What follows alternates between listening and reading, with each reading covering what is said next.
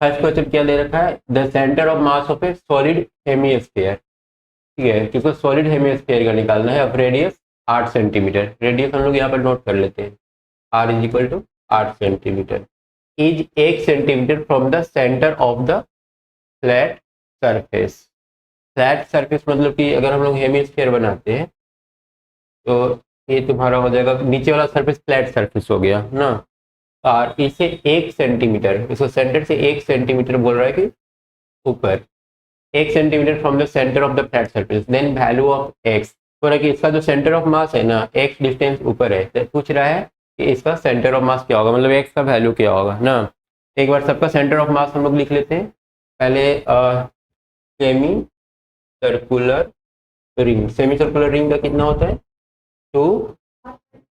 2 R by 5। उसके बाद semi circular disc, semi circular disc, semi circular disc का कितना हो जाएगा, 4 r बाई 3 पाई।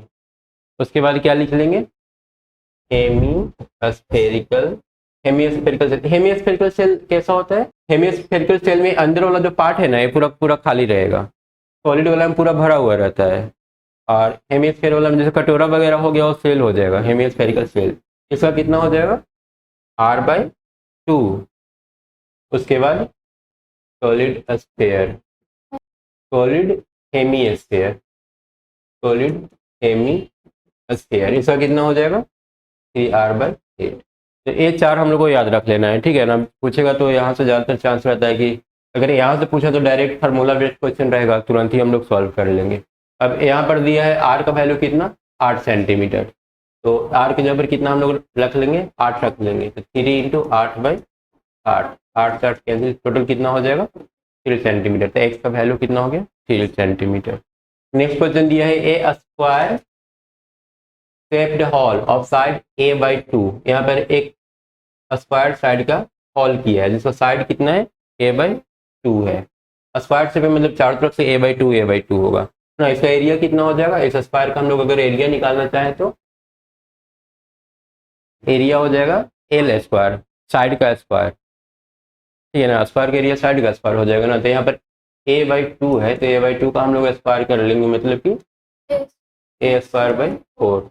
अगर एरिया का जरूरत पड़ा इस स्क्वायर का तो हम लोग इस फार्मूला से, मतलब ए हम लोग रेडी रखेंगे, यूज कर लेंगे। Is curve out at A distance d बराबर a/2 from the centre O। ये कहाँ पर बनाया गया है इस हॉल को, यहाँ से d/2, कितना, a/2 डिस्टेंस पर।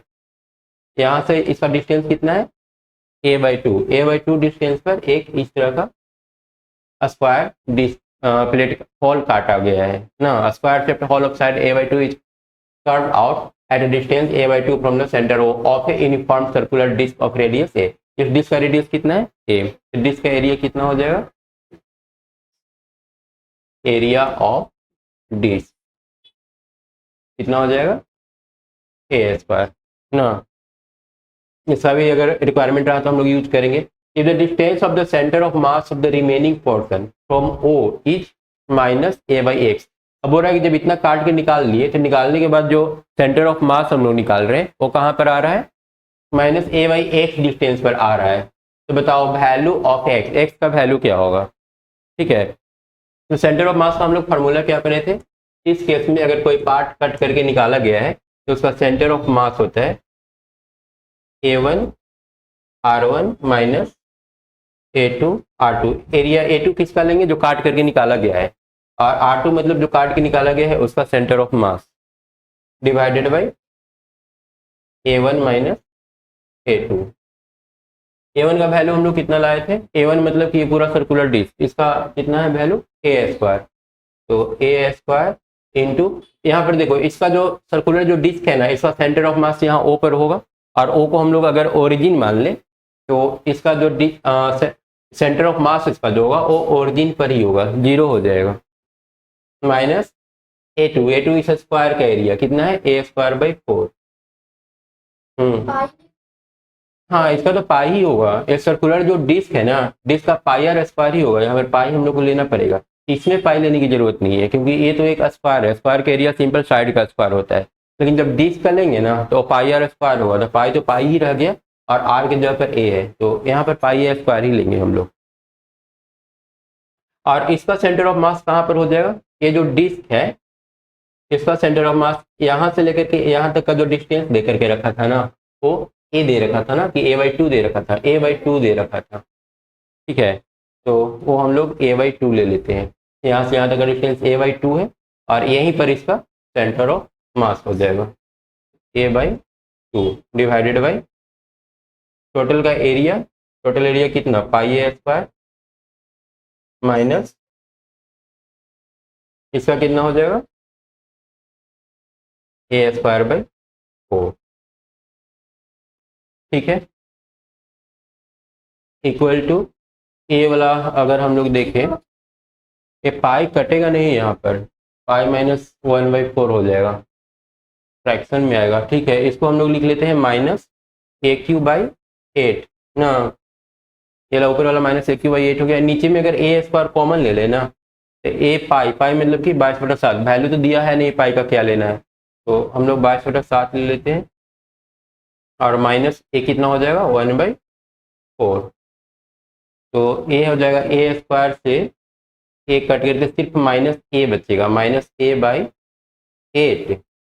और नीचे वाला अगर घटाएंगे ना तो एलसीएम 28 और ये 22 × 4 88, 88 में से 7 गया तो 81, इतना हो जाएगा।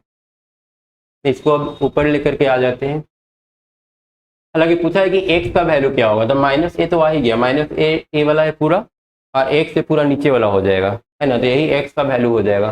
कहने का मतलब x जो हम लोग का आ रहा है वो आ जाएगा x equal to 8 × 81/28, 8 × 81 divided by 28। एक कट रहा है क्या, काट के 23 आ रहा है, कैसे होगा 81/81/28, 81/28 कितना आ रहा है, 81/28 इक्वल टू आया 2.89। अब इस 2.89 में मल्टीप्लाई करने कितना 8 से, तो आ रहा है 23.14, 23.14, 823 हो जाएगा, 23 दिया हुआ है।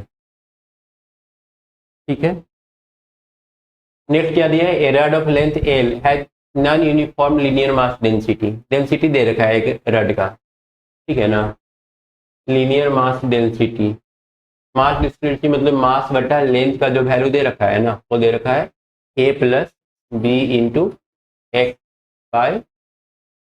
x/x² ना, मास पर यूनिट लेंथ दिया हुआ है, पर a and b are the constant, the value of x for the center of mass of the rod is at the value of x for the center of mass of the rod is at, मतलब rod का centre of mass कहाँ पर होगा ये हम लोग को निकालने के लिए दिया है ना।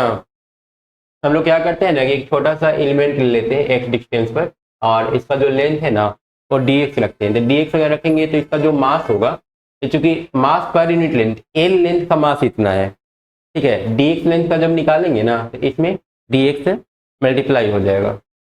जैसे होता है ना कि जैसे l लेंथ का मास m है, यूनिट लेंथ का कितना हो जाएगा m/l, तो dx लेंथ का कितना हो जाएगा m/l × dx, है ना। तो ये चूंकि मास निकाल रहे हैं ना तो इसी को हम लोग dm भी बोल सकते हैं, तो dm का जो वैल्यू हो जाएगा m/l का वैल्यू पुट कर दो, a + b × x² और इंटू dx, ये हम लोग का dm का वैल्यू हो गया। हम लोग को जो निकालने के लिए बोला गया है वो सेंटर ऑफ मास निकालने के लिए गया है। सेंटर ऑफ मास का जो फार्मूला होता है integration of x dm bye integration of dm, और मास कहाँ से कहाँ तक लेना है, 0 से लेकर के l लेंथ तक लेना है, तो a भी 0 से l हो जाएगा और नीचे वाला भी 0 से l तक हो जाएगा। तो सबसे पहले ऊपर वाला कर लेते हैं, तो x × dm, dm की जगह पर a वाला पुट कर देना है और इसमें x से मल्टीप्लाई करना है, x × dm करना है ना, ये तो सिर्फ dm का वैल्यू है, x dm करोगे तो x × a प्लस इसमें भी x से मल्टीप्लाई करो तो b/l² × x³ हो जाएगा, b/l² x³ है ना, x से मल्टीप्लाई किए इसमें भी और इसमें भी, क्योंकि पहले हम लोग को एक्स डी एम चाहिए। एक्स डी एम करेंगे ना तो एक्स से ए पूरा में मल्टीप्लाई करना पड़ेगा, x into a plus b x square by L square d x, ऐसे करना पड़ेगा। जब एक्स से मल्टीप्लाई करेंगे तो ये ए एक्स हो जाएगा, अरे b x cube by L square d x हो जाएगा। तो वही चीज़ हम वहाँ पर लिखे हैं। क्लियर है वो चीज़? और इस सब का इंटीग्रेशन करना है तो यहाँ पर डी एक्स लिख देते हैं, डिवाइडेड बाई नीचे वाला का, नीचे वाला में तो सिर्फ डी एम लिखना है। डीएम के जगह पर जो आया था वो लिख देंगे। डीएम के जगह पर आया था a plus b x square by L square d x. अब इन दोनों का इंटीग्रेशन करना है बारी बारी से, ठीक है। और दोनों का दोनों कहाँ से, जीरो से लेकर के एल तक ही जाएगा। पहले ऊपर वाला कर लेते हैं, एक बार ऊपर वाला कर लेते हैं, फिर नीचे वाला कर लेते हैं। इधर वाला मिटा देते हैं सारा। अगर इसको कर ले जीरो से लेकर के एल, डायरेक्ट इंटीग्रेशन ही कर लेते हैं। ऊपर वाला अगर करेंगे तो a x square by two हो जाएगा, x square by two plus x के power four by four L square, ठीक है। और एक कहाँ से कहाँ तक, जीरो से लेकर के एल तक। डिवाइड में नीचे वाला कर लेते हैं। नीचे वाला कितना हो जाएगा, ए एक्स है ना, ए डी एक्स का इंटीग्रेशन ए एक्स, अरे b x cube by three L square. A भी कहाँ से कहाँ तक, जीरो से लेकर के एल तक। उसके बाद एल का वैल्यू अब यहाँ पर पुट कर दो, तो a l square by two plus b by four L square. इसके बाद जीरो पुट करेंगे तो सारा जीरो हो जाएगा, तो जीरो नहीं पुट करते हैं, है ना। उसके बाद अगर नीचे वाला पुट करेंगे तो a L plus b l cube by three L square. अब देखो तो क्या क्या कैंसिल होगा, इज इक्वल टू ऊपर में बच जा रहा है a l square by two plus b l square by four, और नीचे में a l b L by three, इतना हो गया। अब देखो तो इसमें से क्या कॉमन कुछ ले सकते हैं क्या, कि डायरेक्ट आंसर ही आ गया है। ए एल कॉमन नहीं ले पाएंगे, एल कॉमन ले सकते हैं। हाँ एल कॉमन अगर ले लेंगे तो ऊपर वाला एल ऊपर से भी कॉमन लेके खत्म हो जाएगा, नीचे से भी खत्म हो जाएगा। तो एल को छोड़ के अगर लिखेंगे तो ये ऊपर में a L by two, a L by two, अरे b L by four plus b L by four, और divided by a plus b by three, a plus b by three. अब इसको जोड़ दो, इज इक्वल टू कितना आ जाएगा, two a L plus b L by four और divided by three a b by three. मतलब कि तीन ऊपर चला जाएगा, ये हो जाएगा तीन बाई चार, two a L plus b a square three a plus b. L common कहाँ से होगा, ऊपर एक ही में एल है ना, बी में एल कहाँ है, बी स्क्वायर में एल नहीं है ना। हाँ एक एल खत्म हुआ तो बी एल बाई फोर था क्या, अच्छा ये बी एल बाई फोर है, बी एल बाई फोर है। ए हम स्क्वायर बना लिए, एक्चुअली में एल है ना, बी एल है। एल को बाहर निकाल सकते हैं, तो एल को बाहर निकालेंगे तो देख लो कौन सा आंसर आ जाएगा, तीन बटा चार को इसमें है, two a plus b, two a plus b, three a plus b, three a plus b. Answer कौन सा हो जाएगा, बी हो जाएगा।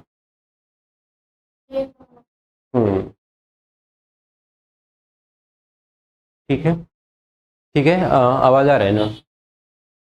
नेक्स्ट वाला देखो तो, the coordinate of centre of mass of uniform flag except lamina of mass 4 kg। इसका टोटल मास 4 kg दिया हुआ है, इसका सेंटर ऑफ मास निकालने के लिए बोला है। सेंटर ऑफ मास कितना होगा, इसको सबसे पहले क्या करेंगे, दो पार्ट में बांट लेंगे, ठीक है ना। उसके बाद हम लोग फार्मूला क्या पढ़े थे सेंटर ऑफ मास का, centre of mass is equal to क्या हो जाएगा, A1 R1 plus A2 R2, actually यहाँ पर हम लोग M1R1 प्लस M2R2 लिख सकते हैं, लेकिन मास जो होगा ना वो एरिया के प्रोपोर्शनल ही होगा, जितना एरिया उतना ही ज़्यादा मास।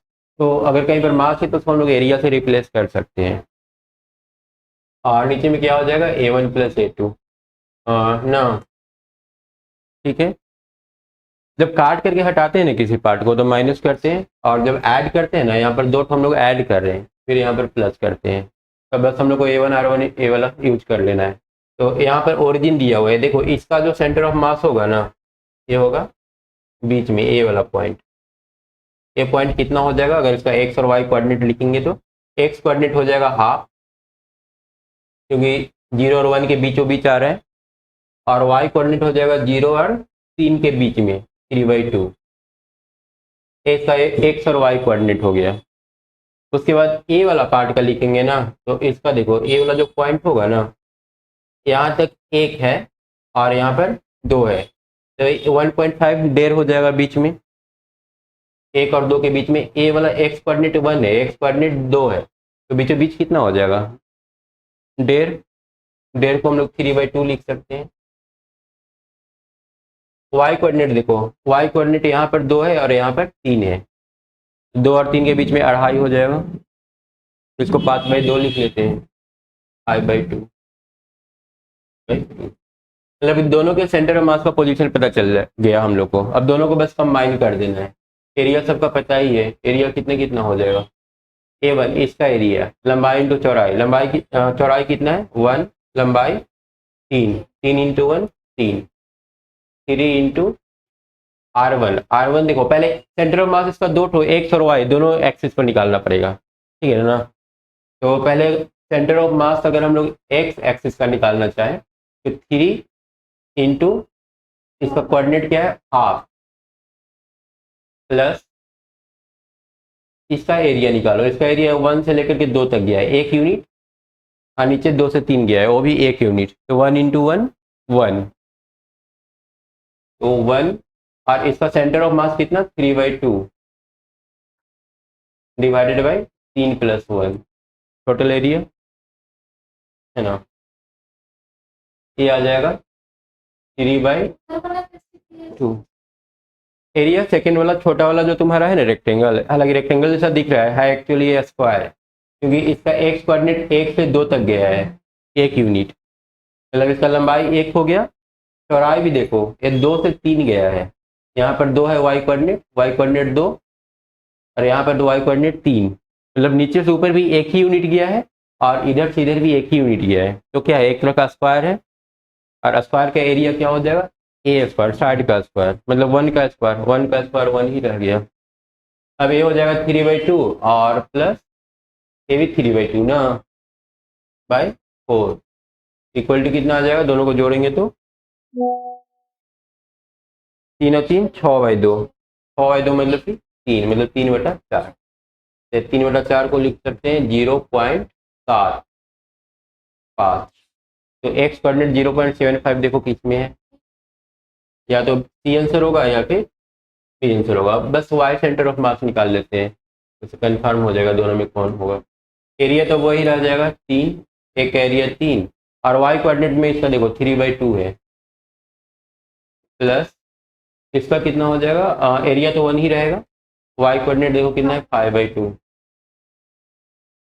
डिवाइडेड बाई टोटल 4, तो ये 9/2 आ रहे 5/2, 9 5 14/2, 7/4, 1.75 बी आंसर। ठीक है, सिंपल इस तरह से अलग अलग पार्ट में बांट करके और हम लोग निकाल लेंगे सबका सेंटर मास सबका निकाल करके और जोड़ देंगे। ठीक है, इसमें दे रखा है as shown in figure when a spherical cavity of radius 1 is cut out from the uniform sphere. यहाँ से देखो इसका रेडियस कितना हो जाएगा 1, इस स्फीयर का एक स्फीयर है जो कट करके निकाल लिया गया है। ठीक है, uniform sphere of radius R है, बड़ा वाला का रेडियस कितना है कैपिटल आर है ना, ये इसका सेंटर है बड़ा वाला का, और उसका रेडियस कितना है कैपिटल आर, छोटा वाला का सेंटर यहाँ पर दिया जिसका रेडियस 1 है। अब कट करके निकाला है तो फिर वही माइनस साइन हम लोग यूज करेंगे ना, A1 R1 हाँ, यहाँ पर वॉल्यूम यूज कर लेंगे V1R1 minus V2R2 divided by V1 minus, क्योंकि यहाँ पर स्फीयर है, वॉल्यूम काट करके निकालेगा। The centre of mass of remaining part of the sphere is at G। बोल रहा है कि टोटल ओवरऑल जो सेंटर ऑफ मास है ना वो कहाँ पर आ रहा है, G पर आ रहा है। सबका जब सेंटर ऑफ मास हम लोग निकाल रहे हैं तो कहाँ पर आएगा, G पर आएगा। सेंटर ऑफ मास G दे दिया है, that is on the surface of the cavity. ठीक है, R can be determined by the equation. तो बोल रहा है कि R का वैल्यू हम लोग कैसे निकाल सकते हैं। ठीक है, पहले तो ये पता करो कि G का जो वैल्यू होगा ना वो होगा क्या। ये पूरा का पूरा R है ना, ये जो पूरा वैल्यू है यहाँ से यहाँ तक R हो गया। ये वाला सेंटर है, ओरिजिन हो गया। ठीक है ना, ओरिजिन से ये डिस्टेंस R, इसका पोजीशन क्या होगा, ये वाला पूरा 1 है, यहाँ से यहाँ तक R और ये वाला 1, तो ये वाला ये जो डिस्टेंस होगा ये कितना होगा, टोटल में से 1 घटा लेंगे ना, मिल जाएगा ना R माइनस 1। ये वाला पॉइंट हो जाएगा R माइनस 1। ठीक है, और देखो अब हम लोग को देखना ये है ना कि ये वाला पॉइंट, जैसे इसका रेडियस ए वाला 1 है ना, यहाँ से यहाँ तक 1 है और यहाँ से यहाँ तक भी 1 है। ठीक है, ए वाला डिस्टेंस अगर 1 है ना तो ए वाला डिस्टेंस भी 1 ही हो जाएगा। मतलब इसमें से अगर एक हम लोग और घटा देना, ए वाला जो पॉइंट आ रहा है R माइनस 1 आ रहा है, ए वाला ओरिजिन है। ठीक है, मतलब G का वैल्यू हम लोग को निकालना है कि G का वैल्यू कैसे निकालेंगे। ए वाला डिस्टेंस 1 है, ए वाला भी डिस्टेंस 1 होगा, है ना। तो इसमें से अगर हम लोग 1 पीछे चले जाते हैं तो G का हम लोग को कोऑर्डिनेट मिल जाएगा। तो इसमें से अगर एक और घटा दे तो इसका कोऑर्डिनेट मिल जाएगा। इसका कोऑर्डिनेट हो जाएगा R माइनस 1 और माइनस 1, क्योंकि ये वाला डिस्टेंस 1 है तो 1 और घटाना पड़ेगा, तब हम लोग को G का कोऑर्डिनेट मिलेगा। G का एक्स एक्सिस ये कितना हो जाएगा R माइनस 2। और यही बोल रहा है कि ये जो R माइनस 2 है ना ये ओवरऑल का सेंटर ऑफ मास है। तो हम लोग लिख सकते हैं R माइनस 2 इक्वल टू, दिख रहा है red colour, R minus 2 equal to, formula क्या था V1, मतलब बड़ा वाला का वॉल्यूम, बड़ा वाला का वॉल्यूम कितना हो जाएगा 4/3 पाई R³ इंटू बड़ा वाला का सेंटर ऑफ मास। बड़ा वाला का सेंटर ऑफ मास तो ओरिजिन पर था, 0 है ना। एक पूरा बड़ा वाला का देखेंगे तो ये सेंटर ऑफ मास है यार, ये तो ओरिजिन है, इसका 0 ले लेंगे, माइनस 4/3 छोटा वाला का देखो 4/3 पाई, छोटा वाला का रेडियस 1 है तो 1 का क्यूब, है ना। और इसका सेंटर ऑफ मास था ना छोटा वाला का, छोटा वाला का सेंटर मास इसका ए वाला है R माइनस 1 पर, यहाँ पर कर देंगे R माइनस 1, R माइनस 1 लिए थे, डिवाइडेड बाई बड़ा वाला का वॉल्यूम माइनस छोटा वाला का वॉल्यूम। 4/3 पाई जो है ना वो कॉमन हो जाएगा, ऊपर से भी है नीचे से भी है, सारा का सारा कैंसिल हो जाएगा। तो हम लोग डायरेक्ट लिख सकते हैं इज इक्वल टू 4/3 पाई, ये तो पूरा 0 ही है, minus of R minus 1 divided by 4/3 पाई खत्म R³ माइनस 1, और ये इक्वल टू हो जाएगा R माइनस 2। तो क्रॉस मल्टीप्लीकेशन कर दो। अच्छा, इसको अगर हम लोग ब्रेक करेंगे तो क्या बनेगा, AQ माइनस BQ का फॉर्मूला क्या होता है, A minus B into A² plus AB, A² plus AB और plus A minus B into A² plus AB और प्लस B²। एक बार कंफर्म हो लो, AQ माइनस BQ का फॉर्मूला लिखना है तुमको, या AQ माइनस BQ है ना, R का Q माइनस 1 का Q, तो AQ माइनस BQ का फॉर्मूला लगाएंगे तो A minus B into A² plus AB plus B², 1 का स्क्वायर 1 ही होगा। अब बस हम लोग क्रॉस मल्टीप्लीकेशन कर देना है, ये वाला कैंसिल हो रहा है ना, क्रॉस मल्टीप्लीकेशन करो, इस माइनस को इस तरफ लेकर के आ जाओ, तो 2 minus R is equal to 1/R² plus R plus 1। अब क्रॉस मल्टीप्लीकेशन करेंगे तो 2 minus R into R² plus R plus 1 is equal to first number आ रहा है, इसका आंसर क्या हो जाएगा ए। ठीक है, अभी तक हम लोग टोटल 3 फार्मूला यूज किए हैं। एक तो सेंटर ऑफ मास जो कंटिन्यूस बॉडी का निकालना होता है वो वाला, है ना। उसके अलावा एक तो यूज किए A1R1 प्लस A2R2 बटा A1 प्लस A2, और एक तो A1R1 minus A2R2 divided by A1 minus A2, एक डिफरेंस वाला और एक तो एडिशन वाला, और एक तो कंटिन्यूस बॉडी का जो निकालते हैं सेंटर ऑफ मास, हाँ 3R/8 वो वाला यूज किए। और एक और सेंटर ऑफ मास का जो डिफिनेशन होता है सेंटर ऑफ मास का, integration of x d x by integration of d m, ये वाला यूज किए। ऐसे ज़्यादा भी यूज नहीं होगा, अब यही सब रिपीट होता रहेगा। 22 क्वेश्चन है ना, अब ऐसा ही बार बार आता रहेगा। और एक तो और वो क्वेश्चन आएगा जिसमें अगर कोई एक्सटर्नल फोर्स नहीं लगता है तो सेंटर ऑफ मास कांस्टेंट रहता है, चेंज नहीं होता है, उस पर बेस्ट कुछ क्वेश्चन मिलेगा। इतना ही पहला टॉपिक से हम लोग का क्वेश्चन बन रहा है। 6 नंबर में क्या दिया है, the 3 point particle of mass 1 kg, 1.5 kg and 2.5 kg are placed at 3 corner, 1 kg, 1.5 kg, 2.5 kg are placed at 3 corner of a right angle triangle of side 4 centimetre, ये 4 सेंटीमीटर, ये 3 centimetre और ये 5 centimetre, shown in the figure. तो centre of mass of system at a point, तो centre of mass कहाँ पर होगा, तो हम लोग मान लेते हैं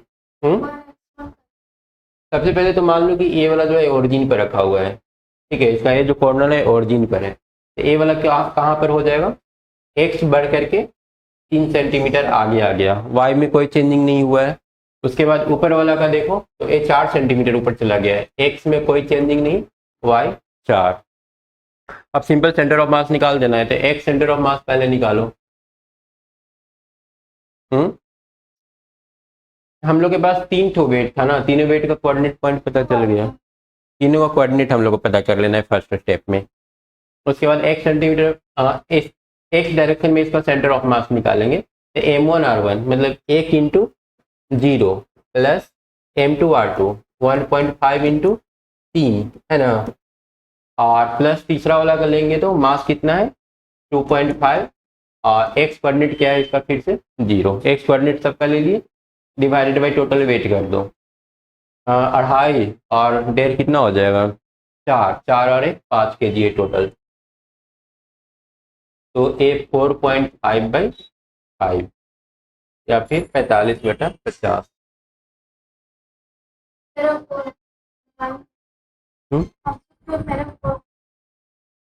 ये कितना आ जाएगा कैंसिल करके सारा, 9 और 10 0.9 ना, 0.9 किससे 1 kg से एक्स कोऑर्डिनेट, 0.9 कहाँ पर आ जाएगा लगभग यहाँ पर, है ना, तो 0.9 सेंटीमीटर राइट एंड राइट तो समझ में आ गया, आंसर ये होने वाला है ना डी। ऊपर कितना होगा वो पता करने के लिए वाई सेंटर ऑफ मास निकाल लेते हैं, तो वाई सेंटर ऑफ मास कितना हो जाएगा, मास तो वही 1 kg 1 इंटू 0 प्लस यहाँ पर 1.5 इंटू इसका वाई कोऑर्डिनेट, सबका वाई कोऑर्डिनेट लिख लो, प्लस 2.5 इंटू 5 ना, इसका वाई कोऑर्डिनेट कितना है 4 है, 4 डिवाइडेड बाई टोटल मास कितना 5, ये 0 हो गया, ये 0 हो गया, ये कितना हो जाएगा 2.5 इंटू 4 10 हो जाएगा, 10/5 मतलब कि 2 सेंटीमीटर ऊपर, 2 सेंटीमीटर एवं 1 kg, यहाँ से 2 सेंटीमीटर ऊपर, हाँ, और यहाँ मतलब ये वाला ये इसका सेंटर ऑफ मास हो गया। इसका कोऑर्डिनेट कितना हो जाएगा, एक्स कोऑर्डिनेट 0.9 और वाई कोऑर्डिनेट 2, आंसर हो गया डी। ठीक है ना। नेक्स्ट क्वेश्चन दे रखा है 3 particle of mass 50 gram, 100 gram and 150 gram are placed at the vertices of an equilateral triangle.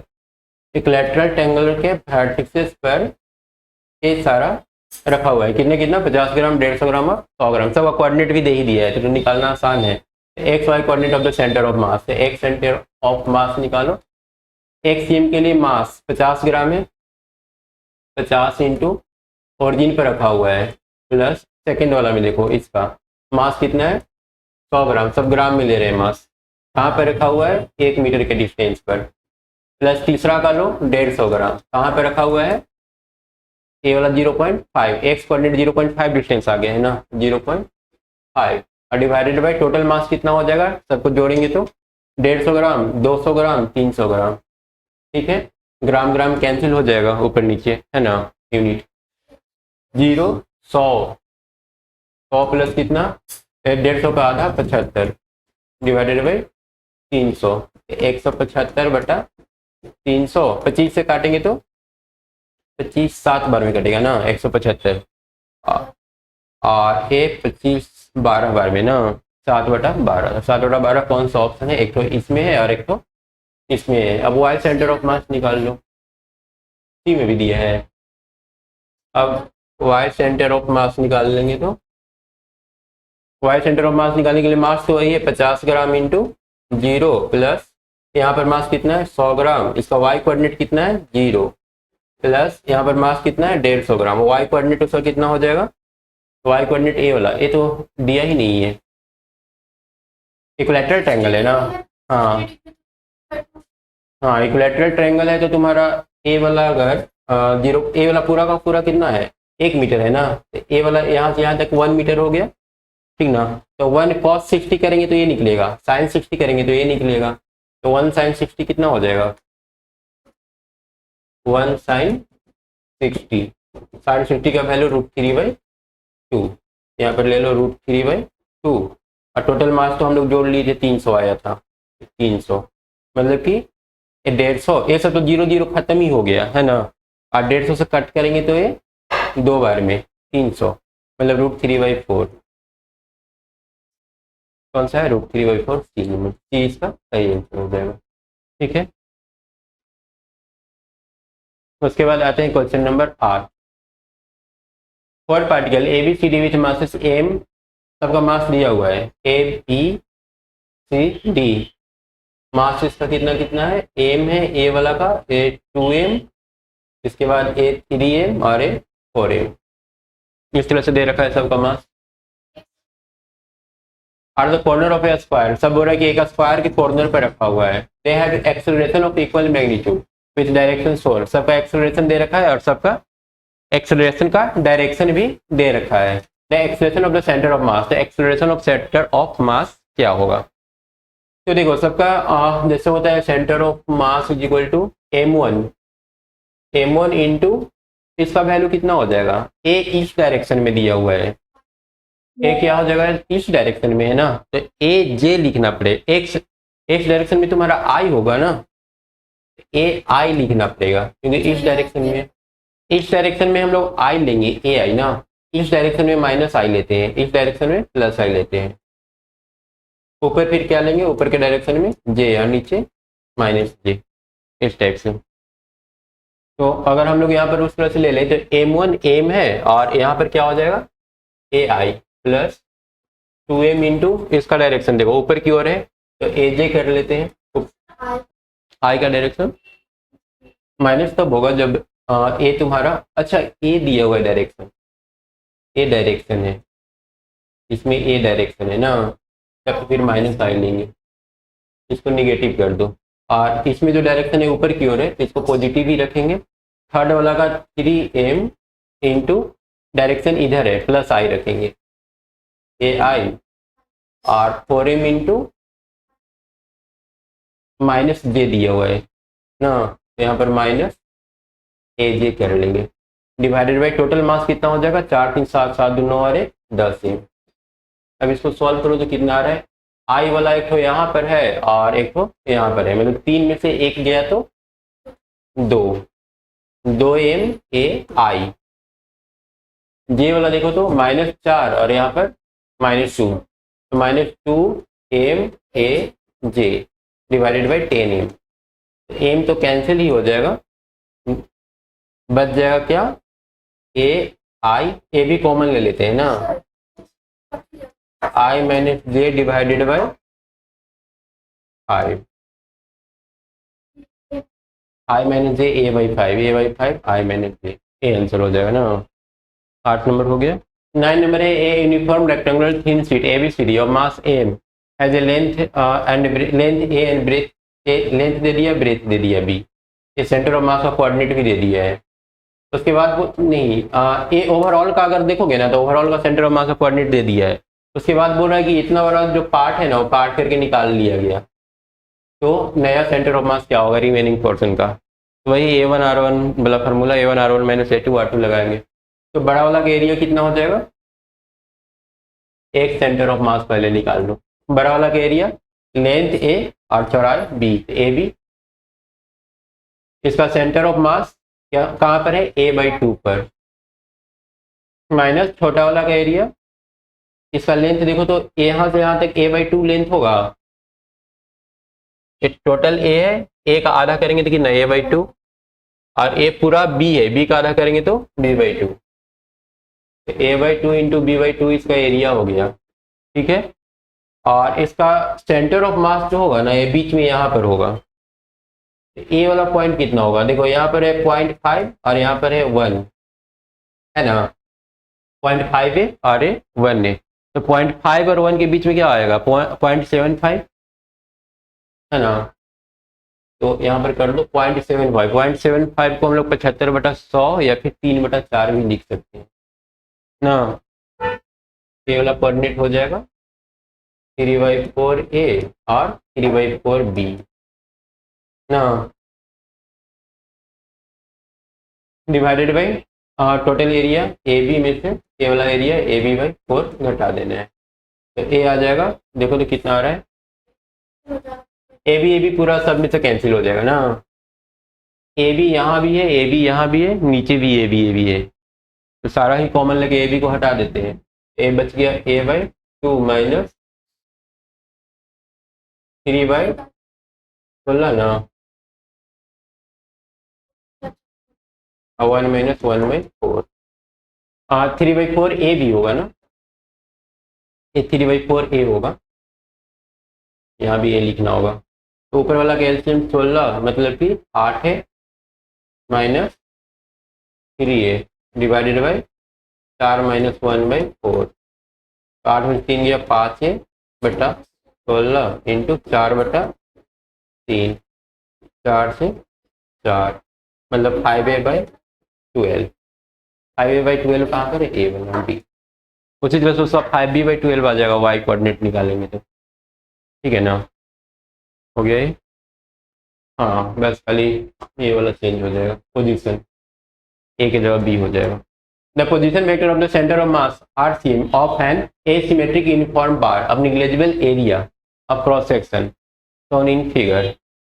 देखो यहाँ पर एक रड दिया हुआ है, ठीक है ना, रड यहाँ से लेकर के यहाँ तक है, फिर ऊपर से नीचे है और फिर ये वाला है, ये 3 पार्ट है इस रड का। तीनों का पहले इंडिविजुअल सेंटर ऑफ मास पता कर लो, उसके बाद सबको ऐड कर देंगे एक साथ। इसका सेंटर ऑफ मास ए वाला पॉइंट होगा और इसका कोऑर्डिनेट जो होगा, एक्स कोऑर्डिनेट एल होगा, वाई कोऑर्डिनेट भी एल ही होगा ना। और इस रड का, ये जो रड यहाँ से यहाँ तक दिख रहा है, इसका सेंटर ऑफ मास ए वाला होगा। इसका कोऑर्डिनेट अगर देखोगे तो एक्स कोऑर्डिनेट 2l और वाई कोऑर्डिनेट l/2, ठीक है। इस रड का एक्स कोऑर्डिनेट 3l और वाई कोऑर्डिनेट 0, सबका इंडिविजुअल निकाल लिए सेंटर ऑफ मास। अब हम लोग को एक सीएम निकालना है, एक सेंटर ऑफ मास, एक सेंटर ऑफ मास निकालेंगे तो मास सबका दिया हुआ है ना, रड का, रड यूनिफॉर्मली सब है, ठीक है ना, तो मतलब जितना लेंथ होगा उतना ही मास होगा। यूनिफॉर्मली अगर मास डिस्ट्रीब्यूटेड है, जितना ज़्यादा लेंथ उतना ज़्यादा मास, तो मास की जगह पर हम लोग उसका लेंथ ही यूज कर लिया करेंगे। तो यहाँ ये वाला जो रड है ना, इसका लेंथ कितना है 2l, तो इसका मास भी 2l के ही प्रोपोर्शनल होगा, 2l इसका मास मान लेते हैं, और इसका सेंटर ऑफ मास का एक्स कोऑर्डिनेट l है, ठीक है। m1 l1 m1 r1 plus m2 r2, second वाला का देखो ये लेंथ l है, तो मास भी l के ही अनुसार होगा, है ना, तो मास भी l ले लेते हैं, और इसका जो x कोऑर्डिनेट होगा 2l है, 2l ले लिए। फिर इस थर्ड वाला जो रड है उसका भी लेंथ l है, तो मास भी इसी के अनुसार होगा, और इसका सेंटर ऑफ मास जो होगा ये बीच में होगा ना, यहाँ पर होगा। इसका पॉइंट कितना ले लें, 2 और 3 के बीच में कितना हो जाएगा 2.5 ना, 5 है 2l और 0, तो लेंथ तो l था, तो मास l के अनुसार हो गया, और ये जो सेंटर ऑफ मास है 5/2l लेंगे, और divided by total mass, total mass की जगह टोटल लेंथ ले लेते हैं, तो l फिर l 2l 3l, नहीं यहाँ से यहाँ तक 2l फिर 3l 4l, अब इसको निकाल देंगे। एल एक एल सब में से हटा दो। 12 प्लस 5/2l डिवाइडेड बाई 4। अब जोड़ दो तो कितना आ जाएगा, 2 और 2 4, 4 और 2 6.5 l/4, मतलब कि 65/40 l। कितना से कटेगा, 5 से कटेगा ना, 8 बार में और 13, 13/8l। देखो तो है 13/8l, 13/8l सिर्फ और सिर्फ ए वाला में। ए इसका आंसर हो जाएगा। जिस तरह से एक सेंटर ऑफ मास निकाले उसी तरह से वाई सेंटर ऑफ मास भी निकाल लेंगे। वाई सेंटर ऑफ मास कितना हो जाएगा, इसका लेंथ ले लो एल, जो कि मास के बदला में आ गया, और सेंटर ऑफ मास वो भी l, y axis l distance पर है ना। इसका ले लो, अच्छा मास इसका 12 लेना होगा, टोटल लेंथ 12 था ना, इसका लेंथ एल है तो मास भी एल हो जाएगा, और centre of mass l/2। Last वाला का तो 0 होगा है ना, तो उसका छोड़ देते हैं, डिवाइडेड बाई 4 कितना हो जा रहा है, 2l, 12 प्लस l/2, 3/2l ना, 3 की 5 हो जाएगा, 2 2 4, 5l/2 हो जाएगा ना, बाई 4, मतलब 5/8। 5/8 कहाँ पर था, ठीक है ना, ये हो गया।